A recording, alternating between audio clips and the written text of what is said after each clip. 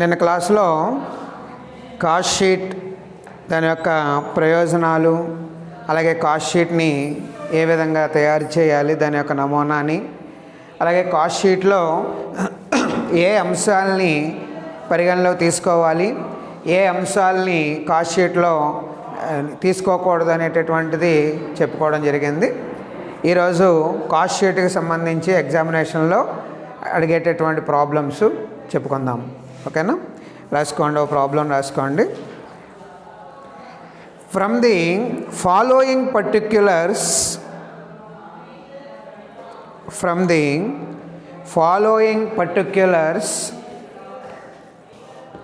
of a manufacturing company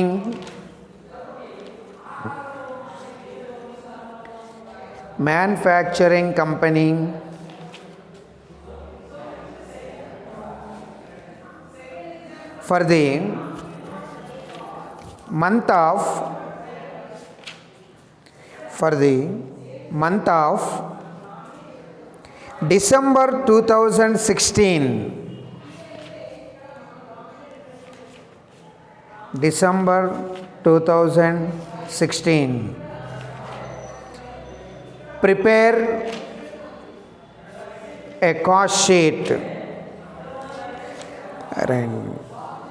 ఈ క్రింది వివరాలు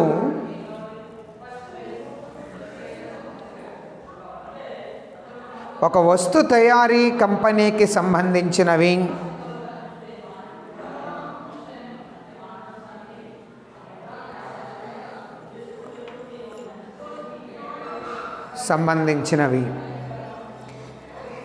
దీని ఆధారముగా 31 డిసెంబర్ 2016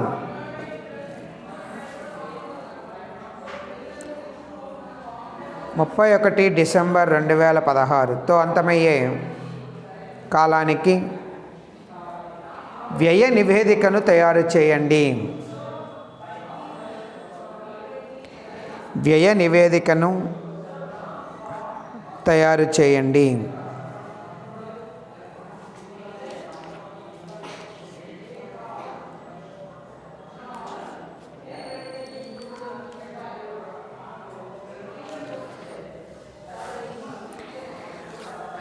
రాసుకోండి ఐటమ్స్. రా మెటీరియల్స్, ముడి పదార్థాలు.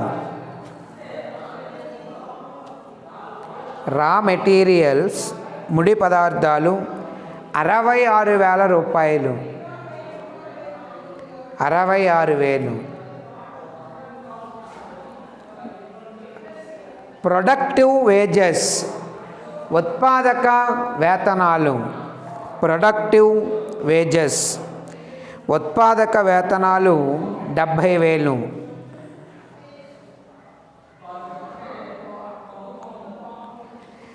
నెక్స్ట్ అదర్ డైరెక్ట్ వేజెస్, ఇతర ప్రత్యక్ష వేతనాలు.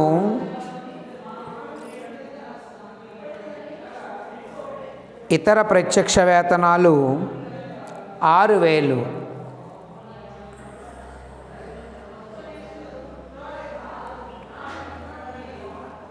నెక్స్ట్ అన్ప్రొడక్టివ్ వేజెస్, అనుత్పాదక వేతనాలు. Unproductive wages 21,000, 21,000. Next rent and taxes, అద్దెలు మరియు పన్నులు. అండర్లైన్ చేసి అద్దె మరియు పన్నులు అండర్లైన్ చేసి దాని క్రింద ఫ్యాక్టరీ 15,000, 15,000. మళ్ళీ దాని క్రింద ఆఫీస్, కార్యాలయం 1,000. కార్యాలయం 1,000. Next factory lighting,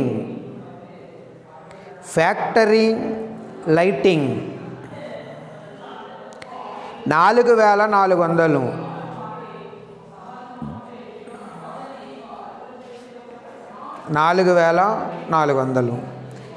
next factory heating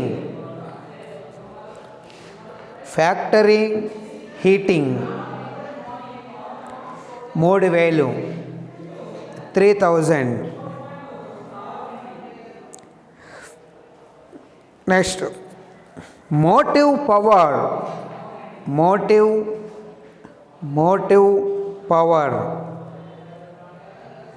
8800.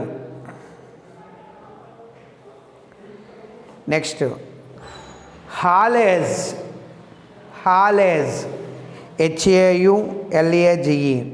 Haulage 6000. Next డైరెక్టర్ల ఫీజ్ అండర్లైన్ చేయండి. డైరెక్టర్ల ఫీజు రుసుము అండర్లైన్ చేసి దాని క్రింద works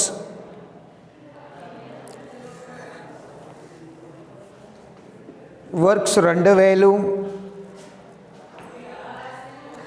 office 4000, 4000. Next factory cleaning శుభ్రత ఖర్చు 1000 రూపాయలు.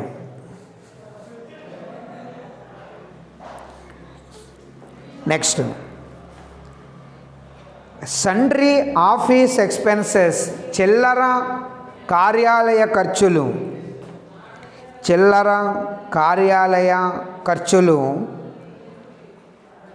400.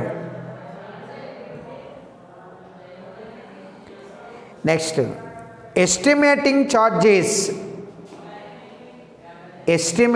ఛార్జెస్ అంచనా ఖర్చులు 1600.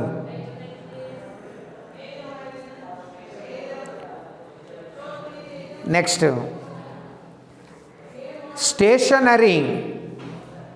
స్టేషనరీ అండర్లైన్ చేయండి.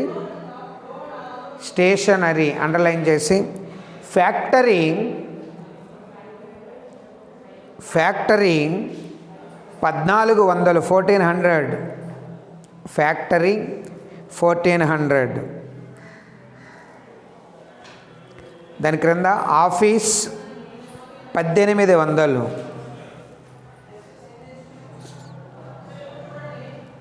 1800. Next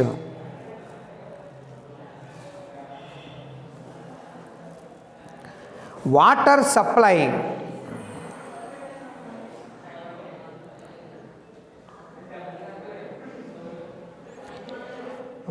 supply 2400.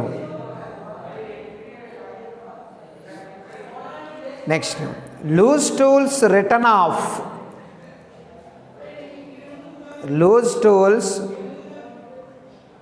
రద్దుపరచిన విడి పరికరాలు 1200.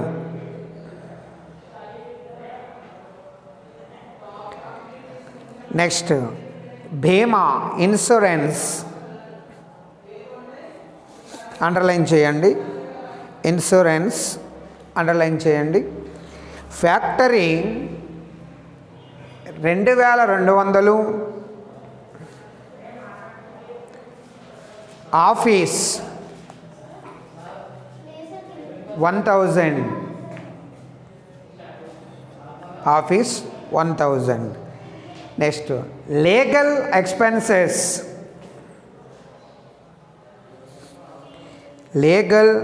ఎక్స్పెన్సెస్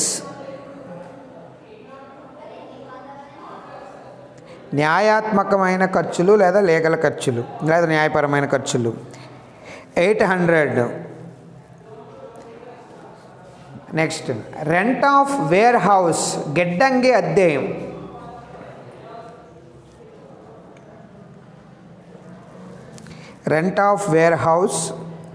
600. గిడ్డంగి అద్దె 600. Next depreciation of plant and machinery, plant యంత్రాలపై తరుగుదల 4000, 4000. Next depreciation on office building, కార్యాలయ భవనాలపై తరుగుదల 2000.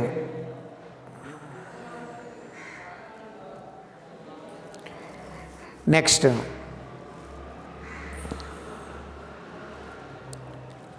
డిప్రిషియేషన్ ఆన్ డెలివరీ వ్యాన్పై తరుగుదల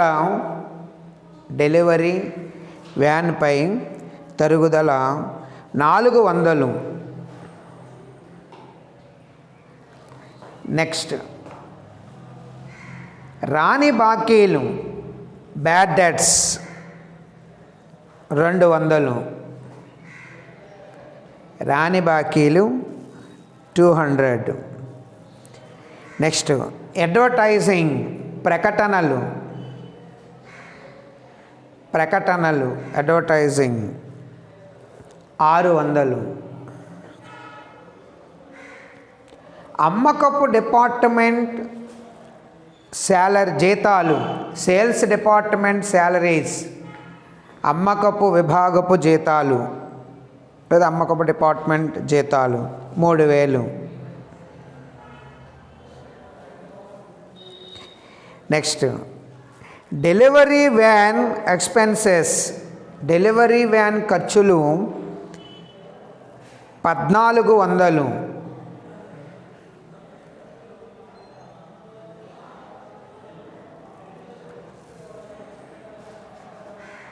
నెక్స్ట్ బ్యాంకు ఖర్చులు, bank charges 200.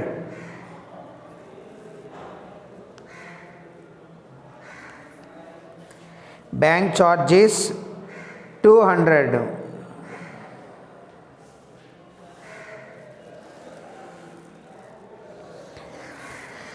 Okay. Commission on sales, అమ్మకాలపై commission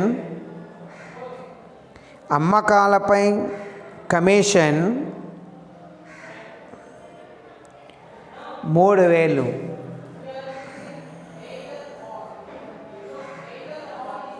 అమ్మకాలపై commission 3000. Next the total output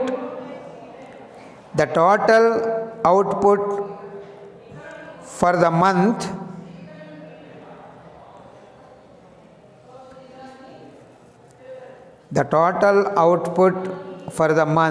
was 20,000 units.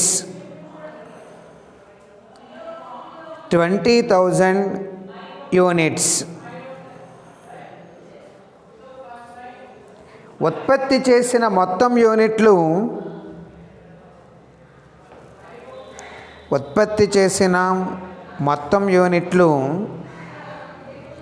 20,000 యూనిట్లు, 20,000.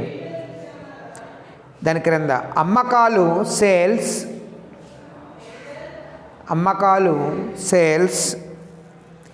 20,000 యూనిట్లు. యూనిట్ ఒక్కంటికి 15 రూపాయలు చొప్పున. Sales 20,000 units of rupees 15. Okay. ఇది వాడు ఇచ్చినటువంటి ప్రాబ్లం.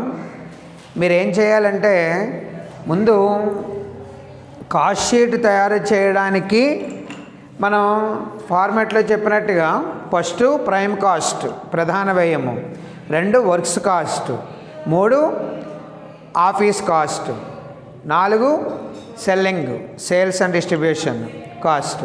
అది దానికి అమ్మకం మధ్యలో చూసుకుంటే మనకు లాభమా లేదా నష్టం అనేటటువంటిది తెలుస్తుంది.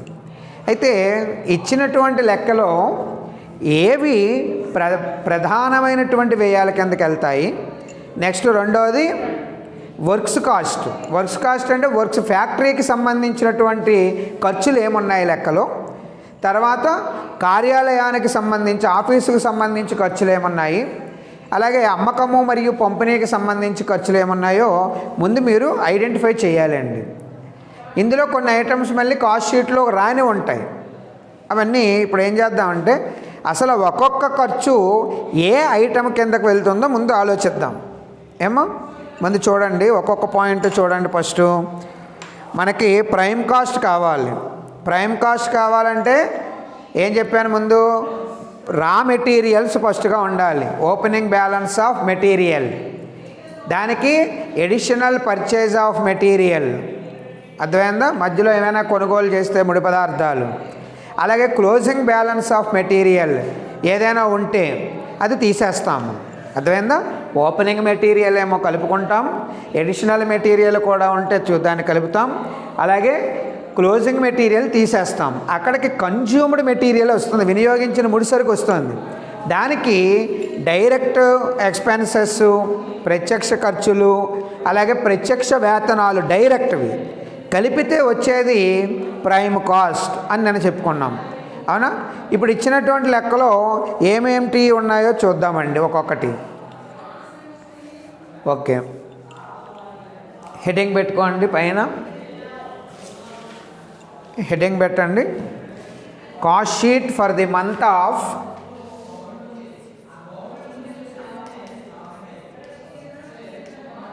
Cost sheet for the month of 31st December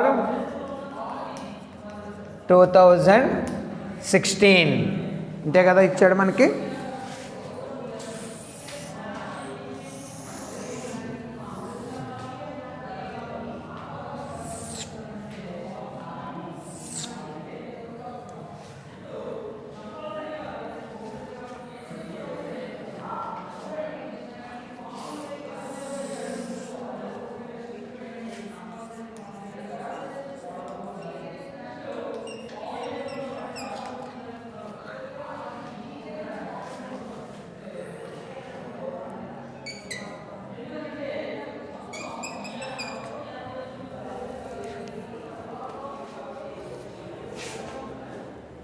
amount.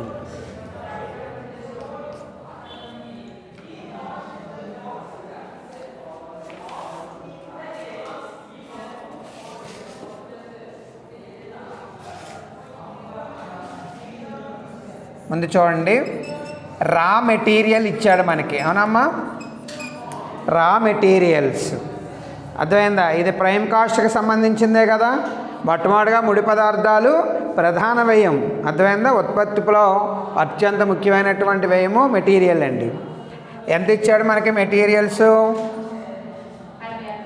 66,000.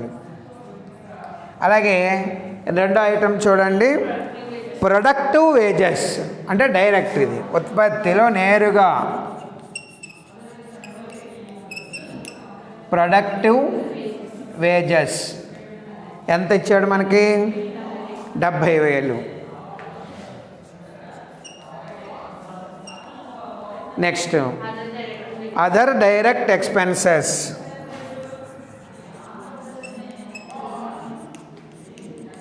మీరు ఏం చేస్తారంటే అమ్మా, ఇక్కడ రాసేసిన ప్రతి ఐటమ్ టిక్ పెట్టేసుకోండి పెన్సిల్ తోటి. అప్పుడు రిమైనింగ్ ఐటమ్స్ మిగతా స్టేట్మెంట్లోకి వస్తాయన్నమాట. అర్థమవుతుందా? ఇక్కడికి ఇప్పుడు ఈ 3 అయిపోయినాయా, టిక్ పెట్టేసుకున్నారనుకోండి, మిగతా అవే చూసుకుంటారు. లెక్క చేసేటప్పుడు ఈజీగా ఉంటుంది మనకి. ఓకేనా? ఓకే, అదర్ డైరెక్ట్ ఎక్స్పెన్సెస్ ఎంత ఉంది? 6,000. ఇంకేమైనా ఉన్నాయి దీనికి సంబంధించి? ఈ 3 ఐటమ్సే ఉన్నాయి కదా. టోటల్ చేయండి. 6, 12, 1,42,000. ఓకేనా? నెక్స్ట్ ఇక్కడ దీన్ని ఏమంటాం మనం? ప్రైమ్ కాస్ట్, ప్రధాన వ్యయము. నెక్స్ట్ ఏం పెట్టాలి మనం? యాడ్ వర్క్స్ కాస్ట్, దీన్నే ఫ్యాక్టరీ కాస్ట్ అంటాం, వర్క్స్ కాస్ట్. అంటే ఇక్కడ ఫ్యాక్టరీకి సంబంధించినటువంటి ఐటమ్స్ వ్యయాలన్నీ ఇక్కడ చూపించాలి. ఇచ్చినటువంటి లెక్కలో ఒక్కొక్కటి చూడండి. కొన్ని వాడే మనకి ఫ్యాక్టరీ ఆఫీస్ అని ఇచ్చేస్తాడు, దాని విధంగా చేసేస్తాము. మిగిలిన ఐటమ్స్ మనం అది ఫ్యాక్టరీయా లేకపోతే ఆఫీసా లేదా sales and selling and distribution అనేది మీరు ఐడెంటిఫై చేయాలి. అర్థమైందమ్మా? ఒక 2-3 లెక్కలు చేసేటప్పటికి మనకు అవగాహన ఏర్పడుతుంది, ప్రాబ్లం లేదు. ఆల్రెడీ మీకు థియరీలో కూడా ఆ కాస్ట్ షీట్కి సంబంధించిన ఇన్ఫర్మేషన్లు అక్కడ రిటర్న్గా రాసుకోమన్నాను. అవి కూడా రాసుకొని ఒకసారి లెక్క చేసామని చూసుకోండి. అర్థమైందా? అది ఏ తరహా వ్యయానికి కిందకు వస్తాయో తెలుస్తుంది మీకు. ఓకేనా? లేకపోయినా కూడా 2-3 లెక్కలు చేస్తే మనకే అవగాహన వచ్చేస్తుంది. కర్మాగారమా లేదా కార్యాలయమా లేదా అమ్మకం పంపిణీయా అనేటటువంటి విషయం. ఓకే, ఇప్పుడు చూడండి, ఇక్కడ ఒక్కొక్కటి తీసుకుంటూ రండి. ఫస్ట్ చూడండి, అన్ప్రొడక్టివ్ వేజెస్ అన్నాడు. అనుత్పాదక వేతనాలు అంటే అన్ప్రొడక్టివ్ ఇచ్చాడు కదా, అన్ప్రొడక్టివ్ వేజెస్. మీరు కూడా రాసేసుకోండి అమ్మా, బోర్డు మరి చెరిపేయవలసి ఉంటుంది కదా, నాతో పాటు కూడా ఎక్కించేసుకోండి. అన్ప్రొడక్టివ్ వేజెస్ ఎంత ఇచ్చాడు మనకి? 21,000. నెక్స్ట్ అన్ప్రొడక్టివ్ వేజెస్ తర్వాత ఇంకేమున్నాయండి? ఫ్యాక్టరీ రెంట్ అండ్ ట్యాక్సెస్ వాడే ఇచ్చేసాడు చూడండి, ఇచ్చాడమ్మా. ఫ్యాక్టరీ రెంట్ అండ్ ట్యాక్సెస్ వాడే ఇచ్చాడు లెక్కలో మనకి. ఎంత? 15,000. అలాగే నెక్స్ట్ ఫ్యాక్టరీ లైటింగ్ అంటే ఇక్కడ ఫ్యాక్టరీకి సంబంధించినవన్నీ కూడా వర్క్స్ కాస్ట్లో చూపించాలి. అదేవిధంగా ఫ్యాక్టరీ లైటింగ్ ఎంత ఇచ్చాడు? ఫ్యాక్టరీ లైటింగ్ 4,400 అంతేనా? నెక్స్ట్ ఫ్యాక్టరీ హీటింగ్, కర్మాగార ఆవిరి హీటింగ్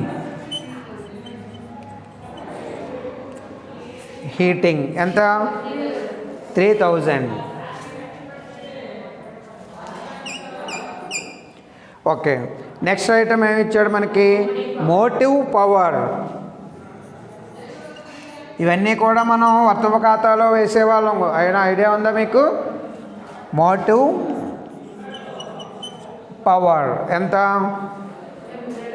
8,800. నెక్స్ట్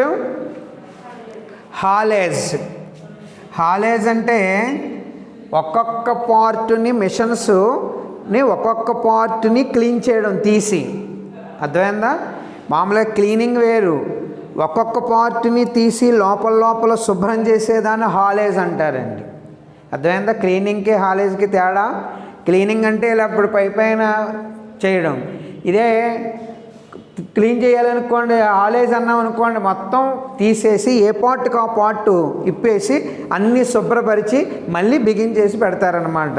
అది సాధారణంగా ఫ్యాక్టరీలో మిషన్స్ చూడండి మరి కంటిన్యూగా తిరుగుతూ ఉంటాయి కదా, అందుకోసం ఈ హాలేజ్ చేస్తూ ఉంటారు. ఓకే, ఎంత ఇచ్చాడండి హాలేజు? HAULAGE హాలేజ్ ఎంతమ్మా? 6,000. నెక్స్ట్ హాలేజ్ తర్వాత డైరెక్టర్ల డైరెక్టర్స్ ఫీజ్ ఎంత? డైరెక్టర్ల ఫీజు చూడండి, ఆఫీస్ వేరేగా ఇచ్చాడు, ఫ్యాక్టరీ వేరేగా ఇచ్చాడు. ఫ్యాక్టరీ వచ్చేటప్పటికి ఎంత ఉంది? 2,000, 2,000. Next factory cleaning. నెక్స్ట్ వచ్చి ఫ్యాక్టరీ క్లీనింగ్. ఫ్యాక్టరీ క్లీనింగ్ ఎంత ఉందండి? ఫ్యాక్టరీ క్లీనింగ్ ఎంత ఇచ్చాడు మనకి? Factory cleaning 1,000. Okay, factory cleaning 1,000. Next estimating expenses. అర్థమైందా? Estimating expenses.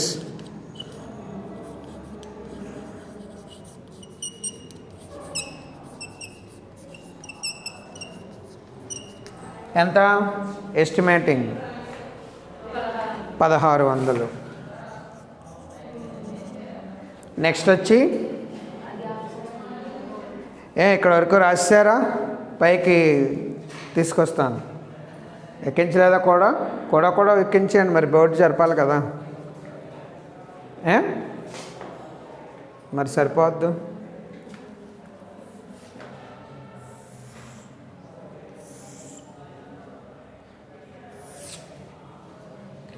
ఓకే, దాని కంటిన్యూషన్ ఇక్కడ పెడదాం.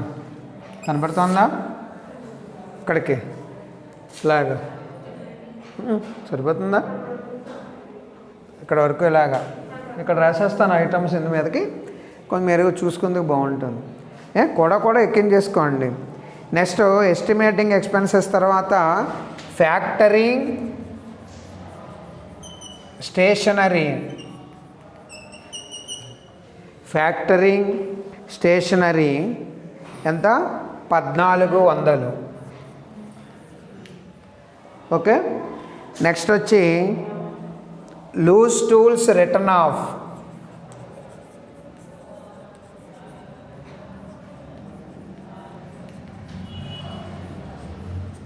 Loose tools return off 1200. 1200. Next water supply.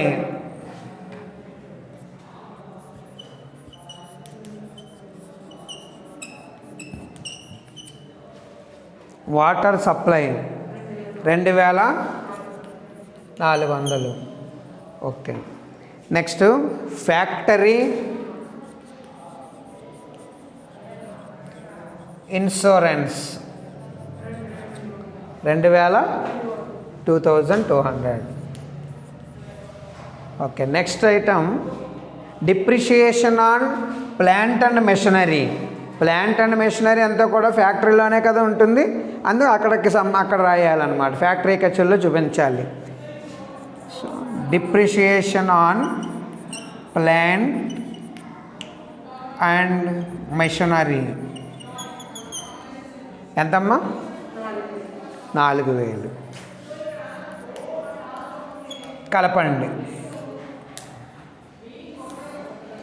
కలపండి ఎంత వచ్చిందండి? 2,16,000. 2,16,000. ఈ 2,16,000 ఏమంటాం మనం?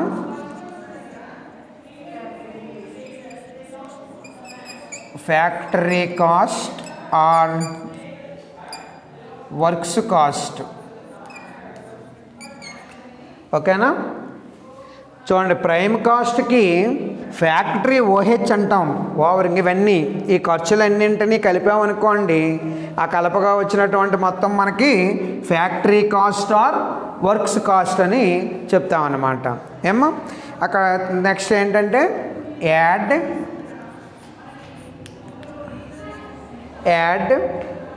Office expenses.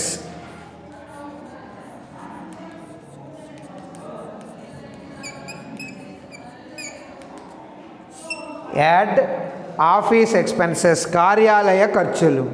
ఈ కార్యాలయ ఖర్చుల్లో ఏమున్నాయో చూడండి, ఒక్కొక్కటి చూడండి. మీరు ఆల్రెడీ ఫ్యాక్టరీ ఖర్చులు అలాగే ప్రైమ్ కాస్ట్కి సంబంధించినవి వేసేసాం కాబట్టి అవి కాకుండా మిగిలినవే చూడండి. ఏమో అందులో కార్యాలయం ఆఫీసుకి సంబంధించినటువంటి ఖర్చుల్ని చూపించండి. అందులో ఏముందండి? మొట్టమొదటిగా డైరెక్టర్ ఫీజ్. Directors fees. డైరెక్టర్ల ఫీజు ఎంత ఇచ్చాడండి మనకి? 4000 ఇచ్చారు. 4000. Next sundry office expenses. చిల్లర కార్యాలయ ఖర్చులు. Sundry office expenses. చిల్లర ఆఫీస్ కార్యాలయ ఖర్చులు 400 రూపాయలు. అవునా? నెక్స్ట్ ఆఫీస్ స్టేషనరీ, కార్యాలయ స్టేషనరీ, ఆఫీస్ స్టేషనరీ ఎంతమ్మా? 1800. నెక్స్ట్ రెంట్ అండ్ ట్యాక్సెస్, ఆఫీసుకు సంబంధించింది రెంట్ అండ్ ట్యాక్సెస్ చూడండి, ఫ్యాక్టరీకి వేరేగా ఇచ్చాడు, ఆఫీస్కి వేరేగా ఇచ్చాడు. Rent and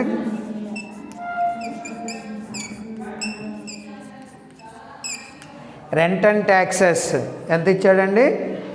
1000.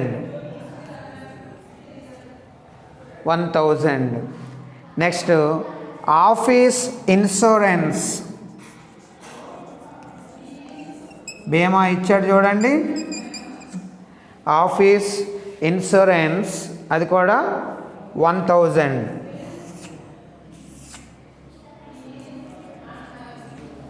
Office insurance 1000.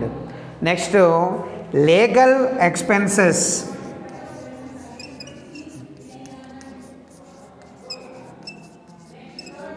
Legal expenses 800. Next depreciation on office building, అర్థమైందా? డిప్రిషియేషన్ ఆన్ ఆఫీస్ బిల్డింగ్స్ ఎంత ఇచ్చాడమ్మా? బిల్డింగ్స్ 2000. నెక్స్ట్ లాస్ట్ది బ్యాంక్ ఛార్జెస్ ఎంతమ్మా? 200. ఇంకేమైనా ఉన్నాయా? ఇంక ఐటమ్స్ ఏమీ లేవండి దీంట్లో. సో టోటల్ చేయండి. టోటల్ చేస్తే 2,27,200. అర్థమైందా? దీన్నే మనం ఏమంటాం? దీన్ని కాస్ట్ ఆఫ్ ప్రొడక్షన్ లేదా office cost or cost of production. అర్థమైందా? Office cost or cost of production. ఇప్పుడు ఇక్కడికి తీసుకొస్తాను, ఇటు సైడ్కి ఎక్కించారు కదా, సరిపోయిచ్చా? ఇది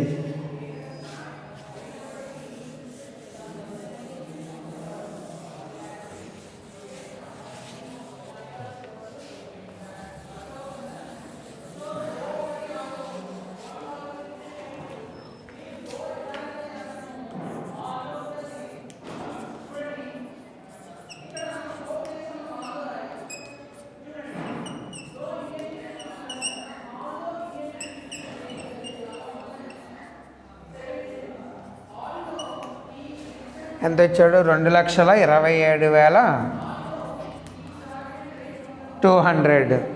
దీనికి ఏం చేయాలి? మళ్ళీ యాడ్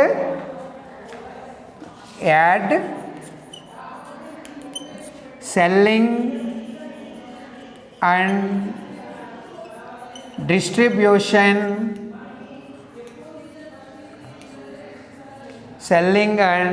డిస్ట్రిబ్యూషన్, ఎక్స్పెన్సెస్, అమ్మకం మరియు పంపిణీ ఖర్చులు కలపాలి. ఇప్పుడు ఇచ్చినటువంటి లెక్కలో ఈ 3 అయిపోయిన తర్వాత మిగిలినటువంటివి ఇందులో చూపించాలి. ఇందులో ఏమున్నాయి చూడండి, ఖర్చులు ఏమేమి మిగిలాయి? రెంట్ ఆఫ్ వేర్ హౌస్, గిడ్డంగి అద్దె ఉందా లెక్కలో? అంతమా 600. అలాగే డిప్రిషియేషన్ ఆన్ డెలివరీ వ్యాన్ అంటే అమ్మినటువంటి సరుకులను తీసుకెళ్ళారు కాబట్టి ఇది అమ్మకం పంపిణీ ఖర్చుల్లో చూపించాలి. అర్థమవుతుందా? ఫ్యాక్టరీలో అంటే మిషనరీ ఉంటుంది. అర్థమైందా? Okay. Depreciation on delivery van ఎంతండి? 400, 400. నెక్స్ట్ రాని బాకీలు, బ్యాడ్ డెట్స్ ఎంత ఇచ్చాడు రాని బాకీలు 200. ఓకే. Next item advertising. ప్రకటనలన్నీ కూడా దేని నిమిత్తం చేస్తాం మనం? అమ్మకంలో భాగమేనా? అడ్వర్టైజింగ్ ఎంతండి? 600. ఓకే. నెక్స్ట్ అమ్మకపు డిపార్ట్మెంట్ జీతాలు. సేల్స్ డిపార్ట్మెంట్ శాలరీస్ ఇచ్చాడు చూడండి. సేల్స్ డిపార్ట్మెంట్ శాలరీస్ ఎంతండి? అమ్మకపు డిపార్ట్మెంట్ ఖర్చులు 3000. Okay. Next commission on sales. అమ్మకాలపై కమిషను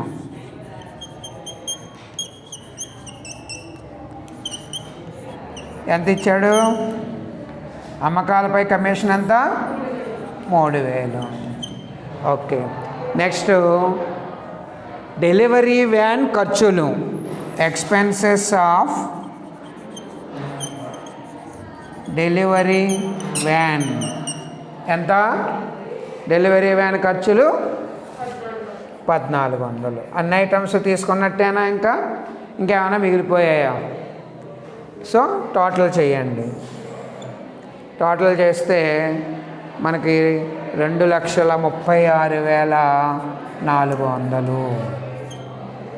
ఈ 2,36,400 ఏమంటామండి మనం? టోటల్ కాస్ట్ అంటాం. దీని క్రింద దీనికి ఏం చేస్తారంటే అమ్మా, ఇగో డౌన్లోని ఈ డౌన్లో వేయండి. ఒక కొంచెం గ్యాప్ ఇచ్చి ఇక్కడ ఏం రాస్తాం? మొత్తం అమ్మకం ఎంత అయింది మనకి? సేల్స్ ఎంత ఇచ్చాడు లెక్కలో? సేల్స్ చెప్పండి. కింద చెప్పాడు చూడండి. సేల్స్ ఎంత అని చెప్పాడు మనకి? 20,000 యూనిట్లు. యూనిట్ ఒక్కంటికి 15 రూపాయలు. కింద రాసుకోండి. 20,000 యూనిట్స్ ఇంటూ 15 రూపీస్. ఎంత వచ్చిందండి మనకి? అమ్మకాలు మొత్తం 3 లక్షలు.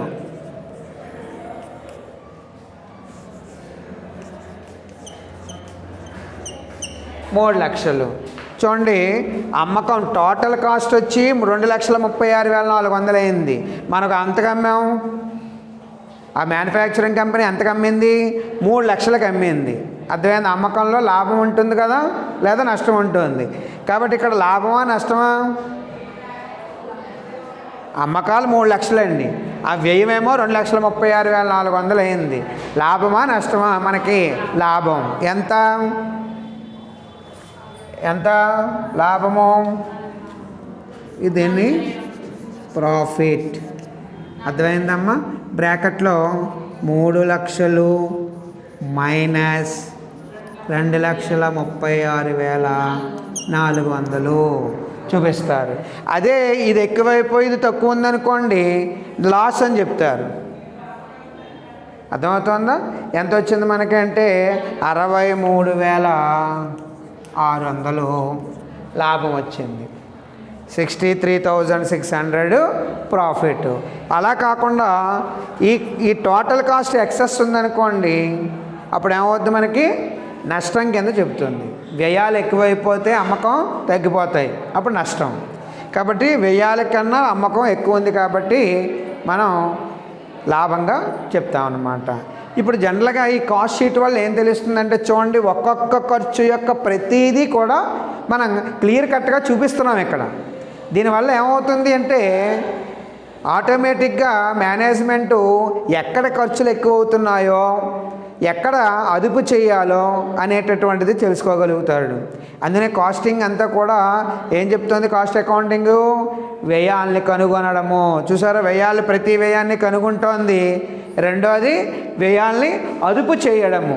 కనుక్కుంటే సరిపోదు, ఆటోమేటిక్గా వ్యయాలనేటటువంటిది ఎక్కడెక్కడ పేటరేగిపోతున్నాయో కూడా చూసుకోవాలి. కాబట్టి ఈ కాస్ట్ షీటు మేనేజ్మెంట్కి చాలా ఉపయోగకారి అని చెప్పడంలో అతిశయోక్తి లేదన్నమాట. దీనివల్ల మేనేజ్మెంట్ ఏం చేస్తుందండి? సామర్థ్యాన్ని కొలుసుకుంటుంది అనమాట. అంటే ఏ ఏ ఖర్చుల్ని పెరిగిపోతున్నాయి, ఎక్కడ వేస్ట్ ఖర్చులు ఉన్నాయి, ఎక్కడ అదుపు చేయడానికి అవకాశం ఉందో చూసుకుంటూ ఆటోమేటిక్గా వ్యయాలను ఇంకా తగ్గించుకోవడానికి ప్రయత్నిస్తాయి. ఆటోమేటిక్గా లాభాలని బాగా విపరీతంగా ఆర్జించడానికి అవకాశం ఏర్పడుతుంది అన్నమాట. ఇది కాస్ట్ షీట్ లెక్కలమ్మ ఈ విధంగా ఉంటాయి. ఓకే, మీరు దీనికే మళ్ళీ పక్కన కావాలంటే యూనిట్లు కూడా కాలం వేసుకోవచ్చండి. ఎందుకంటే ప్రొడక్ట్ సంబంధించినటువంటి యూనిట్లు ఇచ్చాడు మనకు. టోటల్ ప్రొడ్యూస్డ్ యూనిట్స్ వచ్చి 20,000 ఇచ్చాడు. మీరు ప్రతి ఖర్చుని డివైడెడ్ బై వాడు ఇచ్చిన యూనిట్ల చేత భాగించారనుకోండి, యూనిట్ ఒక్కంటికి మనకు ఖర్చు వచ్చేస్తుంది అనమాట. అర్థమైందా? అంతే. ఇదా 20,000. ఓకే, అంతేనండి. ఈ విధంగా కాస్ట్ షీట్ ఒకసారి చూడండి. ఓకే, ఇంకో లెక్క చేద్దామండి. కాస్ట్ షీట్లో కాస్ట్ షీట్కి సంబంధించి ఇంకొక సమస్యను చూద్దాం. రాసుకోండి. ఫ్రమ్ ది ఫాలోయింగ్ పర్టిక్యులర్స్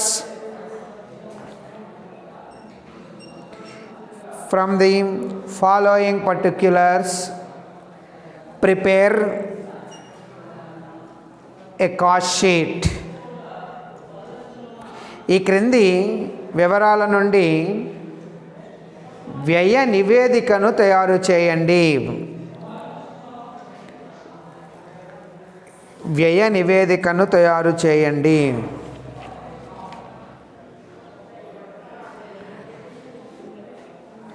రాసుకోండి. ముడి పదార్థాలు రా మెటీరియల్స్ 33,000 33,000. నెక్స్ట్ డైరెక్ట్ వేజెస్ ప్రత్యక్ష వేతనాలు 35,000. నెక్స్ట్ ఇండైరెక్ట్ వేజెస్ పరోక్ష వేతనాలు 10,500.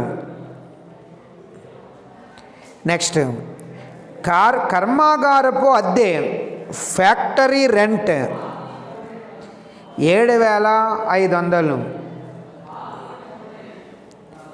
Factory lighting 2,200. Factory heating 1,500. Next motive power 4,400. హాలేస్ 3,000. నెక్స్ట్ డైరెక్టర్ల ఫీజ్ బ్రాకెట్లో వర్క్స్, డైరెక్టర్ల ఫీజ్ బ్రాకెట్లో విత్ ఇన్ బ్రాకెట్స్ వర్క్స్ 1,000. అలాగే అగైన్ డైరెక్టర్ల fees within brackets office కార్యాలయం 2,000. నెక్స్ట్ డిప్రిషియేషన్ తరుగుదల అండర్లైన్ చేసి దాంట్లో రాసుకోండి. ప్లాంట్ అండ్ మెషనరీ ప్లాంటు మరియు యంత్రాలు 2,000 2,000. నెక్స్ట్ ఆఫీస్ బిల్డింగ్ కార్యాలయ భవనాలు 1,000 రూపాయలు. Next delivery van 200. నెక్స్ట్ రాని బాకీలు బ్యాడ్ డెట్స్ 100 రూపాయలు, బ్యాడ్ డెట్స్ 100. నెక్స్ట్ ప్రకటనలు advertisements 300. Next miscellaneous office expenses చిల్లర ఆఫీసు ఖర్చులు లేదా sundry office expenses 700. Stationery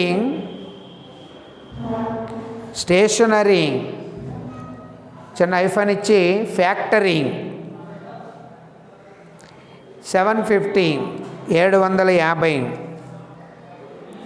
next stationery office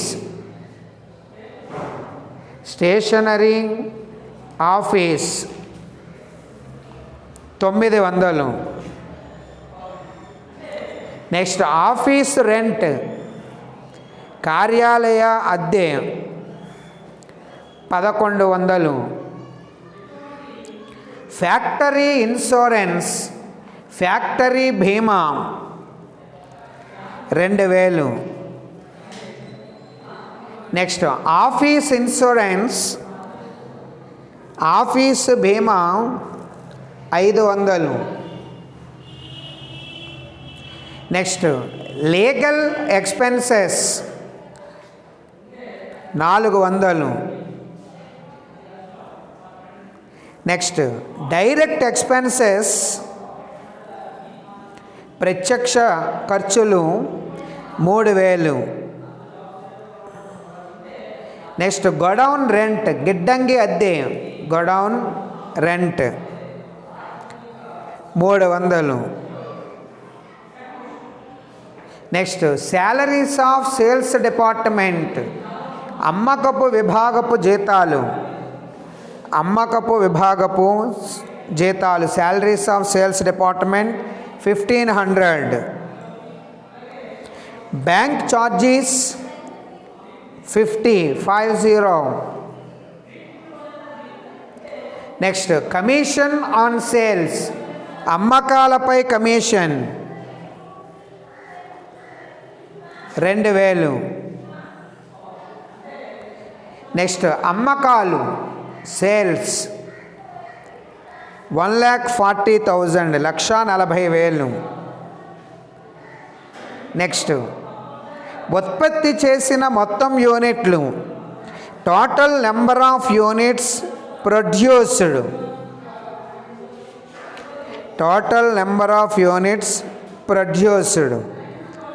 10,000. Okay, ఇవి వాడు ఇచ్చినటువంటి సమ్. ఇది మీరు నెమ్మదిగా ఒక్కొక్క ఐటమ్ చూసుకుంటూ, అలాగే ఇక్కడ మీరు కావాలంటే ఒక విషయం, ఇక్కడ మనం ఖర్చులన్నీ కూడా ఈ విధంగా కలిపి చూపిస్తున్నాం కదా, ఒక వ్యయానికి ప్రధాన వ్యయానికి ఫ్యాక్టరీ కాస్ట్ లాగా.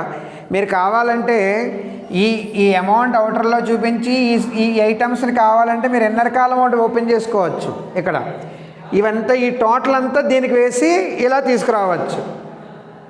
అర్థమైందమ్మా? ఇన్నర్ కాలం అవుటర్ కాలం అంటే ఒక్కొక్క ఖర్చుకి ఇన్నర్ కాలంలో వేస్తారు. ఆ లంసమ్ టోటల్ అవుటర్లో వేసి కలిపి దాని కింద ఆ కాస్ట్ చూపిస్తారన్నమాట. అలాగైనా చేయొచ్చు. రేపు ఆ విధంగా వేసి ఆ లెక్క చెప్పుకుందామండి. ఓకేనా? కాబట్టి మీరు ఇంటి దగ్గర ఖచ్చితంగా 1-2 సార్లు కాస్ట్ షీట్కి సంబంధించినటువంటి ఐటమ్స్ని, అర్థమైందా, ఏవి ప్రధాన వ్యయానికి సంబంధించి ఉంటాయి, ఏవి ఫ్యాక్టరీకి సంబంధించినటువంటి, ఏవి ఆఫీస్కి సంబంధించి ఉంటాయి, ఏవి అమ్మకం మరియు పంపిణీకి సంబంధించి ఉంటాయి, అలాగే ఏ విధంగా వీటిని తీసుకోవాలి అనేటటువంటి విషయము. అదే మాదిరి కాస్ట్ షీట్లో చూపకూడనటువంటి అంశాలు ఏమిటి అంటే రోజుకు ఒక్కసారి ఆ తీరి చూడండి. ఏమో ఎగ్జామినేషన్లో పెద్దగా అంత ఇబ్బంది పెట్టేటట్టుగా మనకేమీ లెక్కలు ఇవ్వట్లేదు. కాబట్టి సింపుల్గా ఉంటుంది, అతి సునాయాసంగా మనకి 15 మార్కులు సంపాదిస్తామన్నమాట. సో ఎప్పుడైతే మీ కాస్ట్ షీట్ పెర్ఫెక్ట్గా ప్రిపేర్ చేయడం వస్తుందో, మనం దీని ఆధారంగా టెండర్లు ఉంటాయి, కొటేషన్స్, అవి కూడా మనం ఈజీగా తయారు చేయగలుగుతాం. ఓకేనా? కాబట్టి ఇంటి దగ్గర 1-2 సార్లు చూడండి, చేయండి.